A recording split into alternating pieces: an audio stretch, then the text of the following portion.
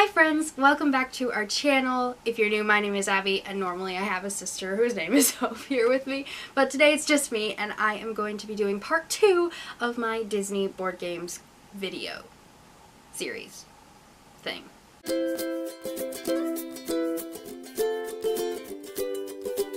I think it was in the summer I did a video talking about Disney board games that I recommend, that we've played for a long time, and a lot of you seem to like it, so I thought I would do part 2. We did some research, and all of these, well, almost all of these, are available both on Amazon and eBay, and some of them are still available in the Disney parks. So the first game that I'm going to talk about is one of Hope's favorite games, and I don't really love it, but I might very well play this version because it is Monopoly, and this is Disney Parks edition. This is actually, I think, the third theme park edition. And the reason that I might indeed play this is that one of the tokens is Figment. And you guys know I love Figment. So, Hope collects Monopolies. I don't love Monopoly. It takes too long for me. I'm not that patient or that good with money. So honestly, I don't really love Monopoly, but this one is so fun. It's all Disney themed, so it's got like theme park attractions and like Cinderella's Castle and Space Mountain, and it's really, really fun. So we still haven't cracked this one open. I think she got it last Christmas, so we still haven't played it. But this one seems like a lot of fun.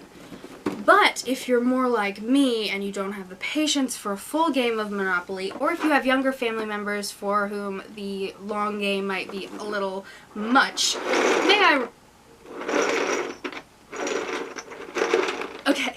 I would like to present Monopoly Junior. I love Monopoly Junior because it is so much quicker than full Monopoly, and it's so much fun. So this is Disney Princess Edition. Obviously it's a long time ago because I think there's a new one that's got more princesses. This is from, what year is this from? 2004. Oh my gosh, this is from 2004, guys. So this is Disney Princess Edition, but they have a ton of editions of this. There's Incredibles 2, Cars 3, Toy Story, Finding Dory, Frozen, and those are just the ones that we could find, and there's probably a lot more. So honestly, I love this game. I don't love the full game, but this is way more fun. You don't work in thousands, you just work in like $1, $2, $3, $4, $5 bills. And this particular edition I really love. You get to play as your favorite princess, and it's a lot of fun. Like I said, there's a lot of different editions. Whatever your kids are into, or whatever you're into, you can definitely get an edition that matches that. So going along with the theme of younger players, this one is really fun. This is Finding Nemo the game, and I don't know, I think you can still get this version, but they also made a new version that is Finding Dory that's basically the same game, but it's Finding Dory. And you know those pipe games online where you like turn the pipe to make the line? That's basically what this is, but in a board game edition. So your board looks like this. It's got all of the Nemo characters on it, and your goal is to help Nemo find his way home. So you have to like line up the tiles that have pipes on them and make a little path for him to get home. And it's a lot of fun.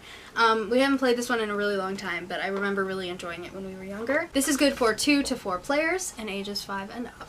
If you're looking for more of a party game as opposed to just like a family game, this one is a lot of fun. This is Headbands Disney Edition, and there's actually a second edition of this out right now. This is the first edition. And this is really fun because normal Headbands is just the headband, but these have Mickey ears on them, which make it pretty fun to play, and these are all Disney characters. So headbands, if you don't know, you put the card up on your head. You don't know what it says, but everyone else, you can ask questions to figure out who you are, and so it's a lot of fun.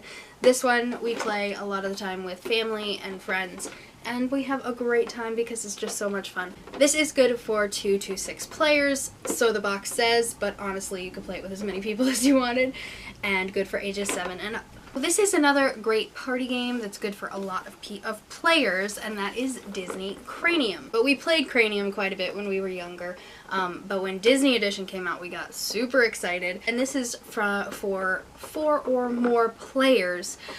Basically what Cranium is that you draw cards to work your way around the board, and you end up doing all sorts of wacky stuff. So the 4 categories are Star Performer, Wordworm, Data Head, and Creative Cat. Normally they have little sketched logo icon, what's the word I'm looking for?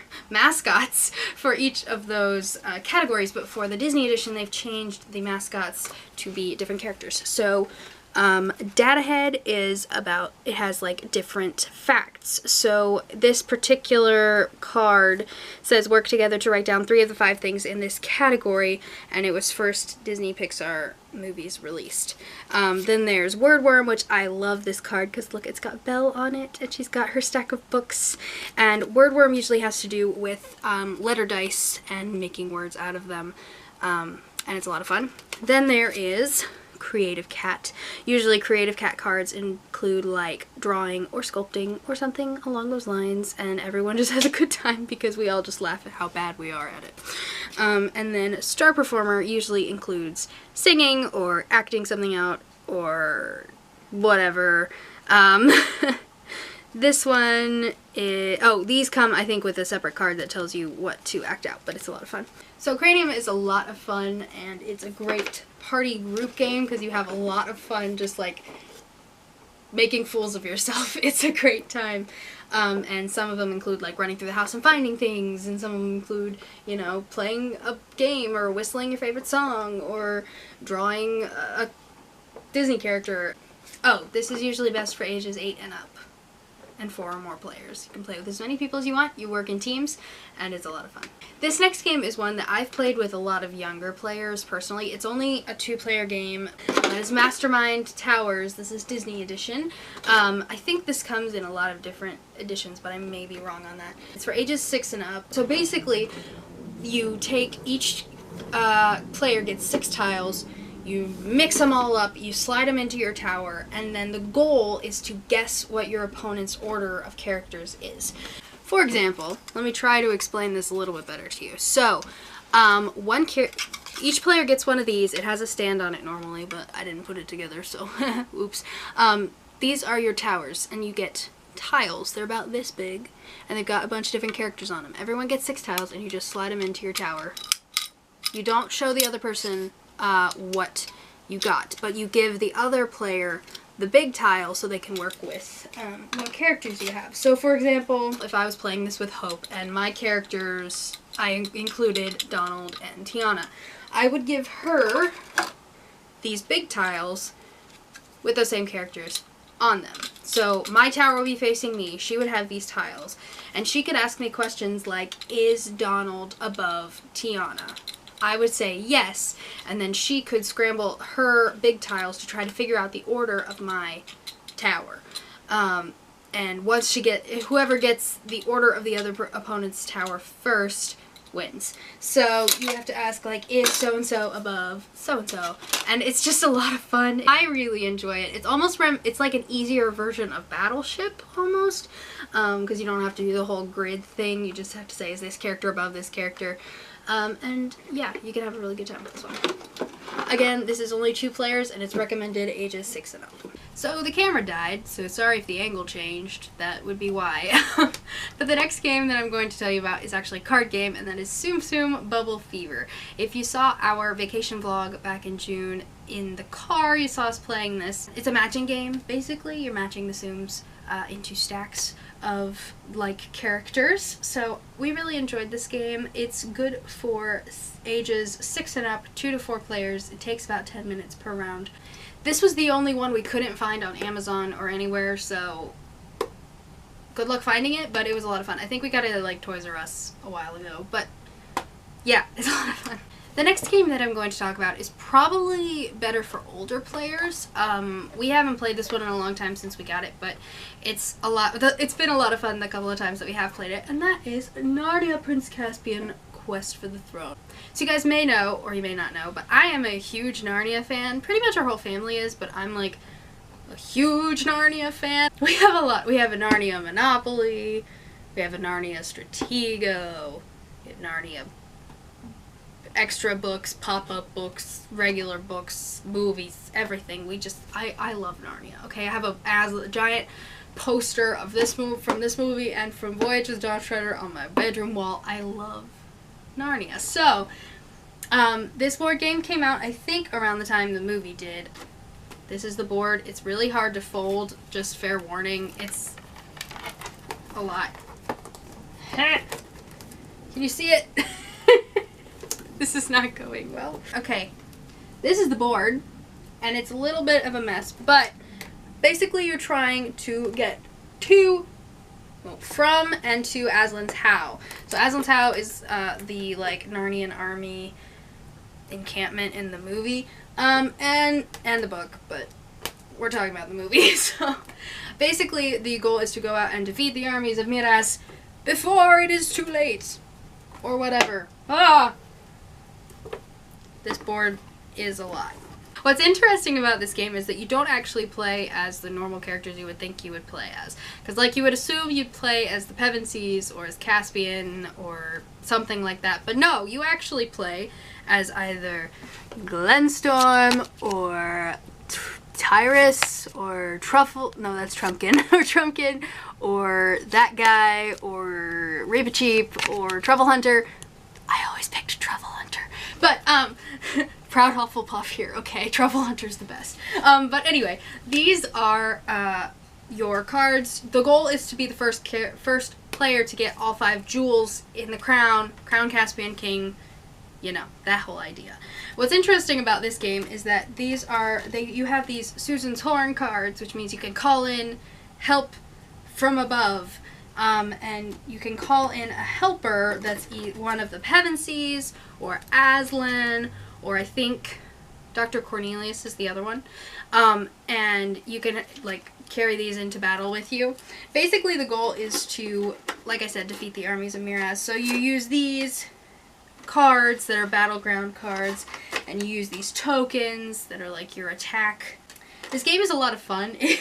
It's a little hard to understand at first, but once you get the hang of it, it's, like I said, it's a lot of fun. And obviously anything Narnia themed is a win in our house. So yeah, I definitely would recommend this one, and it is available on eBay. I think it might still be on Amazon, but it's definitely available on eBay. And this one is actually a little more expensive than most of the other games in this video because it's older, and because it's older, I don't think they're manufacturing it anymore, but definitely look for it and see if you're a Narnia fan like me. Going back to family games for younger players, this is Beat the Parents. So this game is a lot of fun, and basically it's almost a Disney trivia game to see who knows the most about Disney, the parents or the kids. That's the goal. Basically there are trivia cards. There's like name the character. There's My Wonderful World. It's like trivia questions about, oh, secretly pick how you would answer, so that's a lot of fun. And then there's Disney Detective that basically you can kind of see there's like a cutout character from a scene. Trivia question, who knows who's cut out of this scene? Answer in the comments. I know, but I mean, one, I saw the card, but also I really enjoy this movie. And you have your little Mickey ear movers that you can move around the board, and it's a lot of fun. I love Disney trivia games because I don't want to say I'm really good at them, but like that's part of why I really like them, is I'm decent at Disney trivia games. And so I really enjoy this one as well. Speaking of Disney trivia games, this is one of my favorites, and this is Pictopia. We actually have Disney and Star Wars Pictopia, and they're both really fun. This one obviously is a more broad range of movies, whereas Star Wars is just Star Wars. Pictopia gives you a card with 4 pictures on it. Usually they're pictures of characters or places, or like there's some that are just like a character's eye, some that are like in the Star Wars version there's vehicles and planets, and the Star Wars one is a lot harder in my opinion than the Disney one. This one's definitely tailored more towards kids, and that one's definitely not. But basically there will be 4 pictures on the card, and then you have to, each player has tokens, and you like guess your answer, or you bet on how sure you are that your answer is correct. That's basically how this works. And it's a lot of fun. We've had a lot of fun days doing this one. Some days we'll just ditch the board altogether and just do the cards. We do that a lot with trivia games. This is for ages 7 and up and 2 to 6 players. And this last game that I want to talk about is probably one that y'all wondered where it was in the first video. I don't know if you did or not, but my mom did, so when she watched it, she was like, where is Where's Apples to Apples? This is my brother's favorite Disney game, and it's my dad's least favorite Disney game. My brother, both of them like it or hate it for the same reason. It's a very subjective game. It's like very much what the player picks is what wins, and so there's not, like, there are rules, but there's not like a ton of rules. It's very creative and fun. If you like Apples to Apples, I highly recommend getting the Disney edition. It's a lot of fun. It's basically like normal Apples to Apples. It'll have the green card, which has a word like magical or gross or moist or elegant or fantastic or whatever, and then the red cards, which have characters or movies or sayings or whatever on them, and then you have to match them up. I can show you. Under the tab! This box is like trying to come open. It really wants us to play it, apparently. Calm down.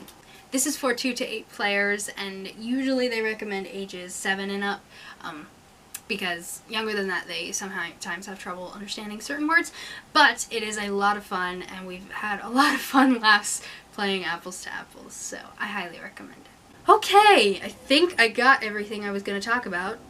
I think. Hopefully. I hope that you enjoyed this video. If it was helpful for you, or if you just enjoyed it and had a good time, please give it a thumbs up. Make sure you subscribe, because we post Disney content on this video all of the time. What's your favorite of these games? Have you played any of them? What's your favorite one? Which one do you think looks cool? Tell me all about it in the comments down below. I want to hear about it. So thank you so much for watching, and we will see you next time. Bye!